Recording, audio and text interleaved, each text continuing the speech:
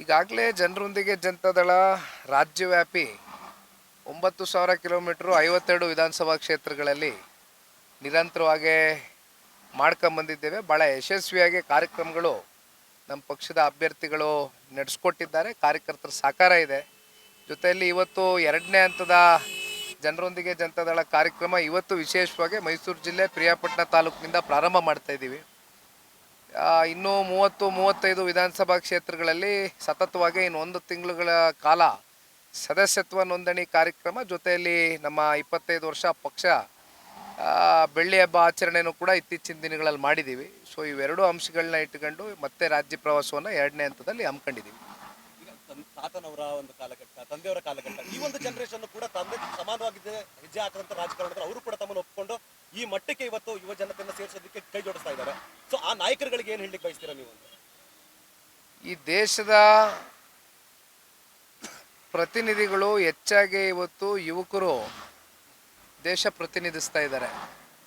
ನಮ್ಮ ರಾಜ್ಯದಲ್ಲೂ ಕೂಡ 40% 35 ವರ್ಷ ಒಳಪಟ್ಟಿರ್ತಕ್ಕಂಥ ಯುವಕರು ರೆಪ್ರೆಸೆಂಟೇಷನ್ ಮಾಡ್ತಾ ಇದ್ದಾರೆ. ಅಂಥ ಯುವಕರು ಜೊತೆಯಲ್ಲಿ ಹಿರಿಯಕರ ಒಂದು ಮಾರ್ಗದರ್ಶನ, ಎರಡೂ ಕೂಡ ಸಮವಾಗಿ ತಗೊಂಡು ಹೋಗ್ತಕ್ಕಂಥದ್ದು. ಒಟ್ಟಾರೆಯಾಗಿ ಪಕ್ಷ ಸಂಘಟನೆಯ ದೃಷ್ಟಿಯಿಂದ ಅವ್ರಿಗೂ ಮುಂದಿನ ದಿನಗಳಲ್ಲಿ ಕಾರ್ಯಕರ್ತರ ಚುನಾವಣೆ ಇದೆ. ಈ ವರ್ಷ ಗ್ರಾಮ ಪಂಚಾಯಿತಿ, ಜಿಲ್ಲಾ ಪಂಚಾಯಿತಿ, ತಾಲೂಕ್ ಪಂಚಾಯಿತಿ ಸೇರಿದಂತೆ ಅನೇಕ ಚುನಾವಣೆಗಳಲ್ಲಿ ಸ್ಪರ್ಧೆ ಮಾಡ್ತಕ್ಕಂಥದ್ದಕ್ಕೆ ಯುವಕರಿಗೆ ಹೆಚ್ಚಿನ ಪ್ರಾತಿನಿಧ್ಯ ಕೊಡಬೇಕು ಅಂತಕ್ಕಂಥದ್ದು ಪಾರ್ಟಿ ಕಡೆಯಿಂದ ತೀರ್ಮಾನ ಆಗಿದೆ.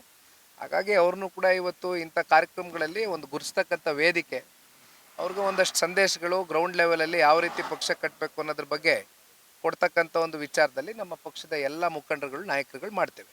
ಒಂದೇ ಮಾತನಾಡಿ, ಇವತ್ತಿನ ಕಾರ್ಯಕ್ರಮ ಹಳೆ ಮೈಸೂರು ಭಾಗಕ್ಕೆ ಬರ್ತಾ ಇರುವಂಥದ್ದು, ಯುವ ಜನತೆಗೆ ಏನು ಹೇಳಿ ಬಯಸ್ತೀರಾ? ಹೇಳದ್ನಲ್ಲಣ್ಣ, ಹಳೆ ಮೈಸೂರು ಅಂತಕ್ಕಂಥದ್ದು ಅಷ್ಟೇ ಅಲ್ಲ, ಇವತ್ತು ಯುವಕರು ಈ ದೇಶದ ಆಸ್ತಿ. ಯುವಕರು ಮನಸ್ಸು ಮಾಡಿದ್ರೆ ಏನು ಬೇಕಾದರೂ ಒಂದು ಪರಿವರ್ತನೆ ಮಾಡ್ಬೋದು ಅಂತಕ್ಕಂಥದ್ದು ಅನೇಕ ಕ್ಷೇತ್ರಗಳು, ರಾಜಕೀಯ ಕ್ಷೇತ್ರ ಹೊರತುಪಡಿಸಿನೂ ಕೂಡ ತೋರಿಸಿರ್ತಕ್ಕಂಥ ಉದಾಹರಣೆಗಳಿದೆ. ಹೆಚ್ಚಿನ ಲೋಕಲ್ ಬಾಡಿ ಎಲೆಕ್ಷನ್ಸ್ಗಳು ಸಮಯಕ್ಕೆ ತಕ್ಕಂತಾದಾಗ ಹೊಸ ಹೊಸ ಆಲೋಚನೆಗಳು, ಹೊಸ ಯುವಕರಿಗೆ ಅವಕಾಶ ಸಿಗ್ತದೆ. ಆ ನಿಟ್ಟಿನಲ್ಲಿ ಇವತ್ತು ನಾವೆಲ್ಲರೂ ಕೂಡ ಕಾರ್ಯೋನ್ಮುಖರಾಗಿ ಕೆಲಸ ಮಾಡ್ತೀವಿ.